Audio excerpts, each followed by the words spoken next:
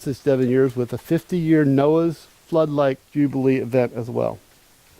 So let me ask you to go back to Genesis text and look at the sets of 7 as described, starting with the 7 years Jacob offered to work for Rachel. Think about the pattern. The 7 years Jacob worked for Rachel, they were lifeless. They set a new standard. This is a fourth set of 7 years. It's the top of your sheet on that side. At this point, just take my word for it.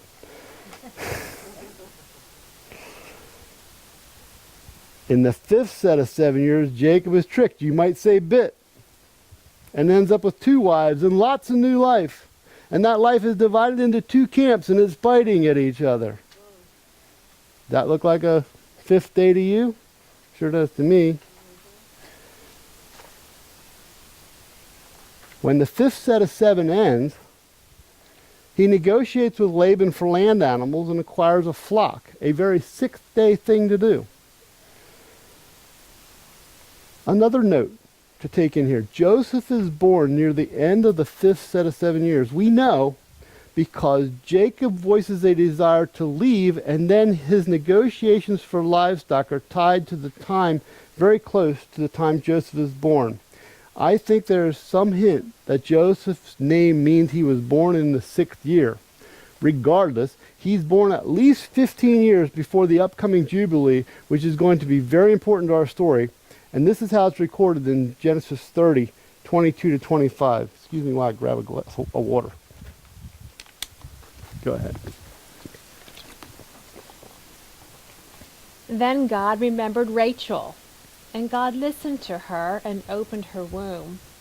She conceived and bore a son and said, God has taken away my reproach. And she called his name Joseph, saying, May Adonai add to me another son. As soon as Rachel had borne Joseph, Jacob said to Laban, Send me away, that I may go to my own home and my own country.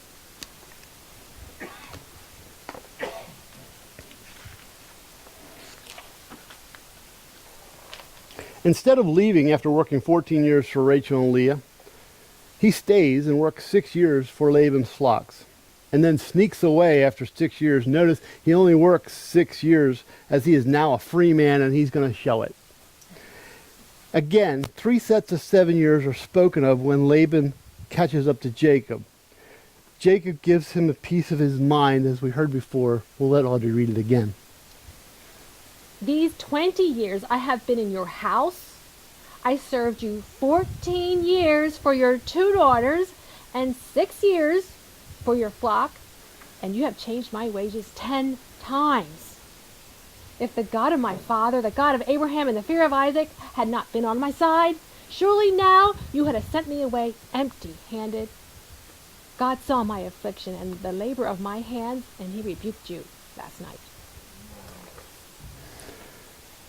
We know he's headed to the promised land at the end of the 6th year of the 6th cycle. He's going to square his accounts with Esau and rest in the promised land in the 7th set of 7 years. And the Jubilee. And of course, before he can deal with Esau, he will need to wrestle the messenger, who he later says redeemed him from all evil. It's true for all of us that we rest better when we've made peace with God and man. This completely fits the pattern of the first 10 days of the 7th month, when we also make peace with our fellow man and peace with God through his atoning work on our behalf. And as I stated earlier, Joseph is Rachel's son. And I expect this whole sequence of 7 plates of segments of time are setting up Joseph's story. We pick up Joseph's story in Genesis 37. Jacob lived in the land of his father's sojournings, in the land of Canaan. These are the generations of Jacob. Joseph, being 17 years old, was pasturing the flock with his brothers. He was a boy with the sons of Bilhah and Zilpah, his father's wives. And Joseph brought a bad report of them to their father. Now Israel loved Joseph more than any of his sons, because he was the son of his old age. And he made him a robe of many colors. But when his brothers saw that their father loved him more than all his brothers, they hated him, and they could not speak peacefully to him. Now Joseph had a dream, and when he told it to his brothers, they hated him even more. He said to them, "Hear this dream that I've dreamed. Behold, we were binding sheaves in the field, and behold, my sheaf arose and stood upright. And behold, your sheaves gathered around it and bowed down to my sheaf." His brothers said to him, "Are you indeed to reign over us? Or are you indeed to rule over us?" So they hated him even more for his dreams and for his words. Then he dreamed another dream, and he told it to his brothers and said, "Behold, I have dreamed another dream. Behold, the sun, the moon, and 11 stars are bowing down to me." But when he told it to his father and to his brothers, his father rebuked him and said to him, "What is this dream that you have dreamed? Shall I and your mother and your brothers indeed come to bow ourselves to the ground before you?" And his brothers were jealous of him, but his father kept the saying in mind. Since we know that Joseph was born late in the 5th 7-year cycle, and we know from this passage that Joseph is 17 years old, the time of his beautiful coat and his dreams has to be just after the 50-year Jubilee. Keep Joseph's dreams of plant life and sun, moon, and stars in your head. They are day 3 and day 4 timing prophecy. Even more importantly, notice he is setting a standard that I expect happens much more than we know. Joseph is prospering, but his arrogance is about to be his undoing. A Noah's flood-like event in which his brothers had a hand sweeps him away from his family and into slavery in Egypt. And we all know his story of slavery and prison. And the next time we get a time marker is Genesis 41, verses 46 to 49. Joseph was 30 years old when he entered the service of Pharaoh, the king of Egypt. And Joseph went out from the presence of Pharaoh and went through all the land of Egypt. During the 7 plentiful years, the earth produced abundantly, and he gathered up all the food of these 7 years, which occurred in the land of Egypt, and put the food in the cities. He put in every city the food from the fields around it. And Joseph stored up great grain in great abundance, like the sand of the sea, until he ceased to measure it, for it could not be measured. So now Joseph is following Abraham's call. Joseph in Egypt has become a blessing to the nations. He was praised for his dedication in managing Pharaoh's Potiphar's household. Nonetheless, thrown into prison on false charges. Again, in prison, he shows himself to be a blessing to those around him. 13 years after his kidnapping, at the age of 30, after living through considerable turmoil for most of 2 sets of 7 years in Egypt, Joseph is standing in front of Pharaoh. He knows that the second set of 7 years, counting from the Jubilee, is coming to an end. And when Joseph hears Pharaoh's dreams, he knows exactly what they mean. Standing at a time just before the third set of 7 years is about to begin, he recognizes 7 fat as a third set of 7s, and 7 lean as a fourth set of 7s. Just as new life happens on the 3rd day, and only the celestial lights move quietly in their courses on the 4th day, so also Joseph knows that he can confirm Pharaoh's dream means 7 fat years and 7 lean years. Of course, in Joseph's story, he also had those dreams back when he was 17. His dreams of sheaves of grain and bowing down, and the sun, moon, and stars bowing down. These dreams turn out to be right on target. Not only do they speak of the time of his rise in Pharaoh's court, listen to what he tells his brothers in Genesis 45 after he has put them through their testing. So Joseph said to his brothers, "Come near to me, please." And they came near. And he said, "I am your brother, Joseph, whom you sold into Egypt. And now, do not be distressed or angry with yourselves because you sold me here, for God sent me before you to preserve life. For the famine has been in the land these 2 years, and there are yet 5 years in which there will be neither plowing nor harvest." When Joseph is finally revealed to his brothers, he tells them there are still 5 years left of famine, which means that the moment they bow down to him is in the fourth set of 7 years, right at the beginning of the third year. You get that?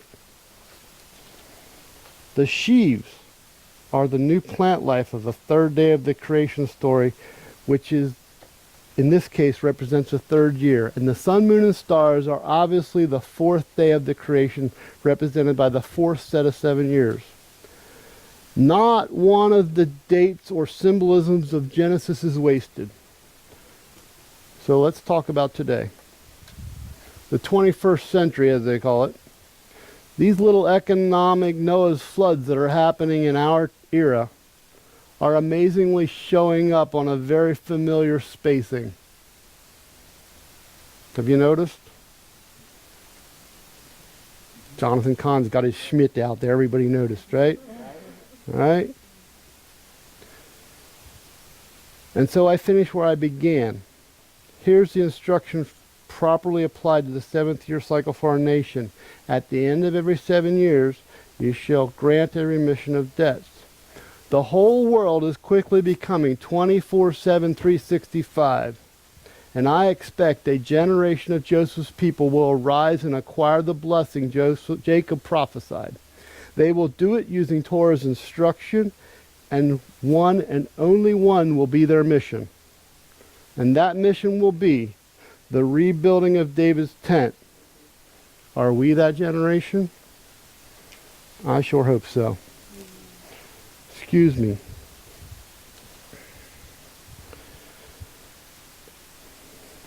I want to put this tallit on these two men, John and Mark. They are pastors in Hebrew Messianic congregations. Gentlemen, if you'll take a hold of the seats there.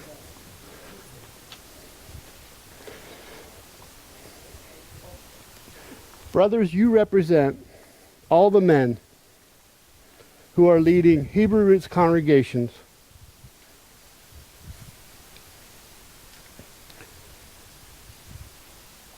To do this well, you need to be a Jew, or have the heart of a Jew, or at the very least, be one of those who grabs a hold of the Jew by the hem of his robe, as Zechariah says. And we're going to read that portion in just a bit. But symbolically, you represent every man who pastors a Hebrew Roots congregation.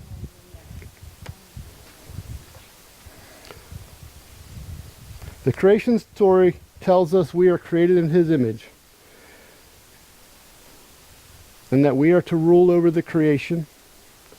Logic would suggest then that we should create and rule in the same pattern as our Creator.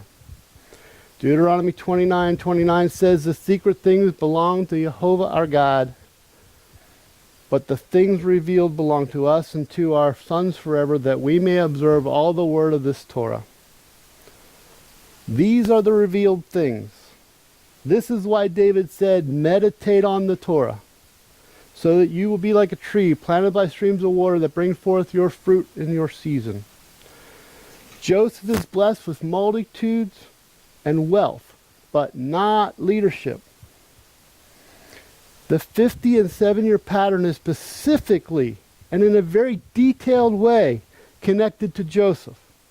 starting with Jacob and working 7 years for Rachel, Joseph's mother, and ending with his brothers coming down to Egypt 52 years later. But Joseph has a problem. And his problem is from going from doing very well to ending up in slavery. Moses had some special insights concerning Joseph in Deuteronomy 33. And of Joseph he said, Blessed by Adonai be his land, with the choicest gifts of heaven above and of the deep that crouches beneath, with the choicest fruits of the sun and the rich yield of the months, with the finest produce of the ancient mountains, and the abundance of the everlasting hills, with the best gifts of the earth and its fullness, and the favor of him who dwells in the bush. May these rest on the head of Joseph, on the pate of him who is prince among his brothers. A firstborn bull. He has majesty, and his horns are the horns of a wild ox. With them he shall gore the peoples, all of them, to the ends of the earth. They are the 10,000s of Ephraim, and they are the thousands of Manasseh.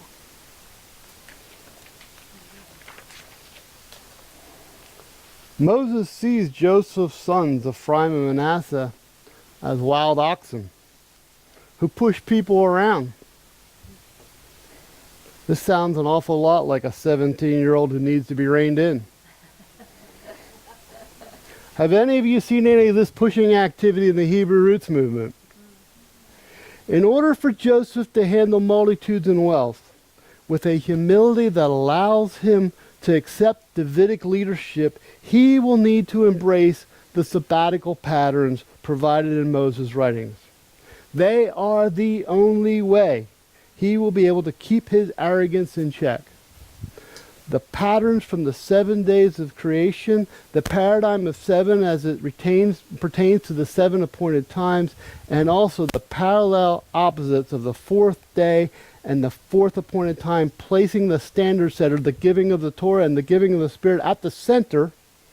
These are the patterns that will enable the meek to inherit the earth. In September of 2008, I gave a speech at a Restore 2-1 conference. My focus was on the rebuilding of David's tent, David's tabernacle. What I clearly saw was that Judah had a call to leadership, but that Joseph had a role as well. And I begged Christians to do all they could to learn from Judah. I cited Zechariah's prophecy. Thus says Adonai of hosts, Peoples shall yet come, even the inhabitants of many cities. The inhabitants of one city shall go to another, saying, Let us go at once to entreat the favor of Adonai, to seek Adonai of hosts. I myself am going. Many peoples and strong nations shall come to seek Adonai of hosts in Jerusalem, and to entreat the favor of Adonai. Thus says Adonai of hosts, In those days 10 men from the nations of every tongue shall take hold of the robe of a Jew, saying, Let us go with you, for we have heard that God is with you.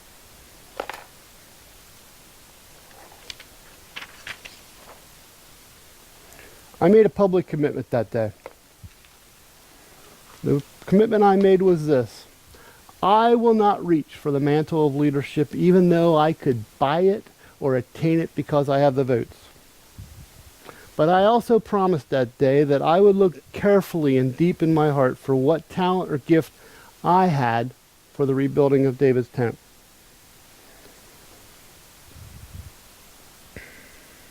Since that time, many have seen the problem and are looking for ways to fix it. Nonetheless, the two houses are still two houses. Regardless of how much enlightened ones among both houses wish it to be otherwise, it's still the case. Not long ago, this verse came to me.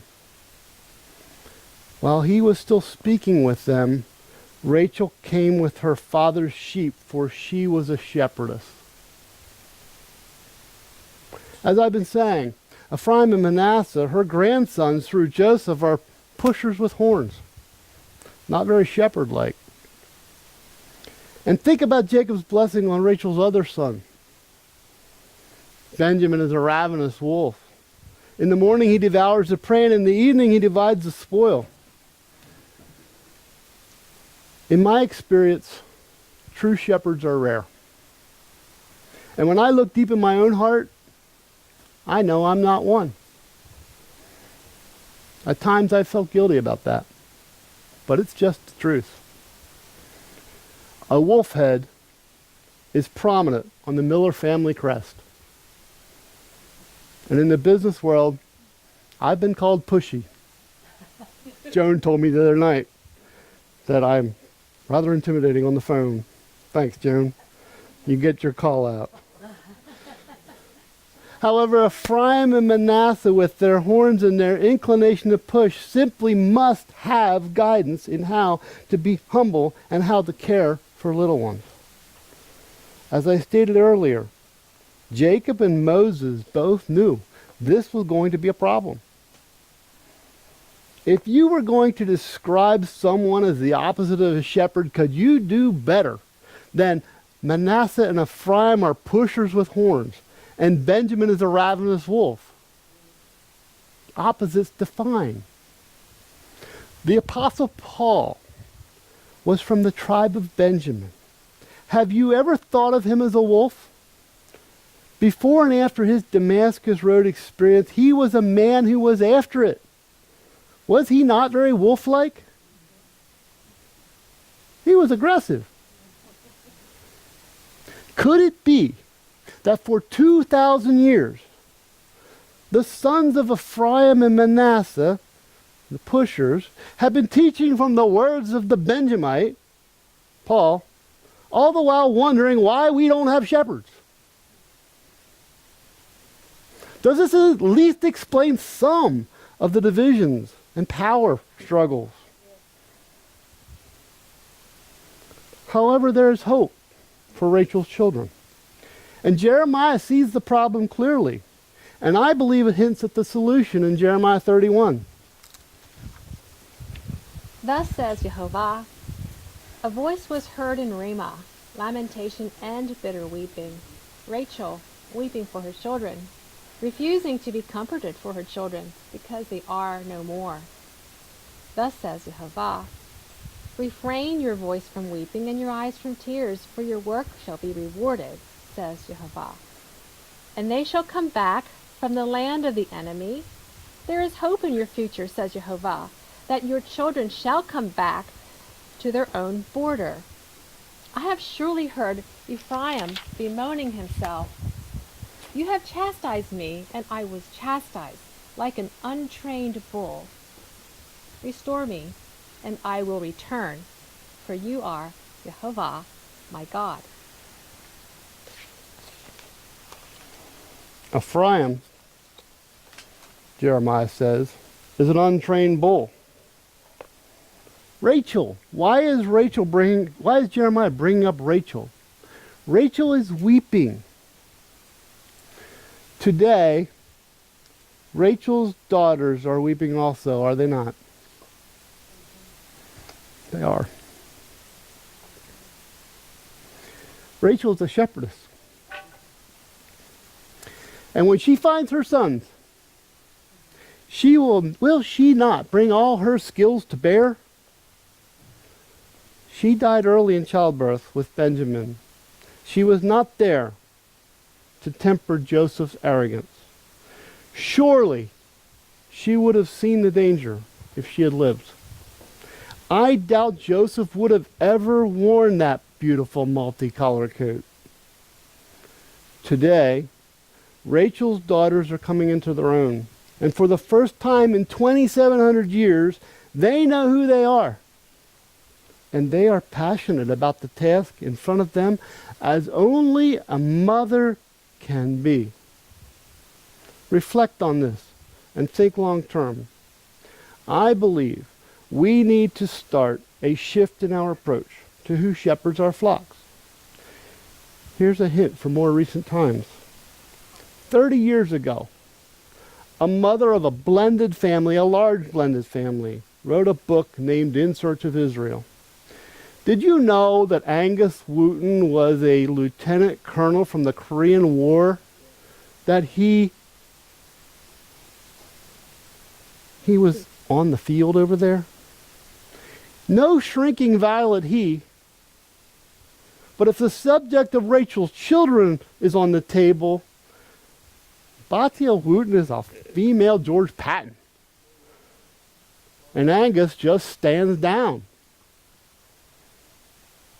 Who knows how long this shift in our thinking will take, but listen. What if a large society of generous people emerges? The women lead a social and cultural return to God's appointed times. The men are remarkably industrious and business savvy, applying their enterprises of blessing in every corner of the globe. These men are what John Eldridge in his book of last decade called wild at heart. They need to be free to chase the blessing Jacob gave them. However, these men must know the stability and guidance of multiple shepherdesses, keeping them focused on God's appointed times and the humility of the appointed times are designed to teach. The Rachels will see the dangers and temper the success, guiding the charity and generosity appropriate for a people called to be a blessing. With this pattern in place, will not the world notice? Will not those who own the name Israel today stand up and say, who are these people? We need to talk to their shepherds. And when Israel meets Rachel, well, we all know how that story goes, don't we? And then I expect that the rebuilding of David's tent is not far away. Please stand and face Jerusalem. Audrey's going to read, and please read with us. Open up to Psalms 122, is that right? Psalms 122. 122, and face Jerusalem.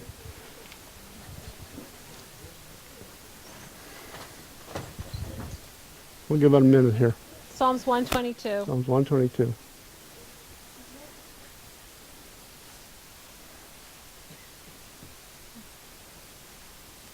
Go ahead.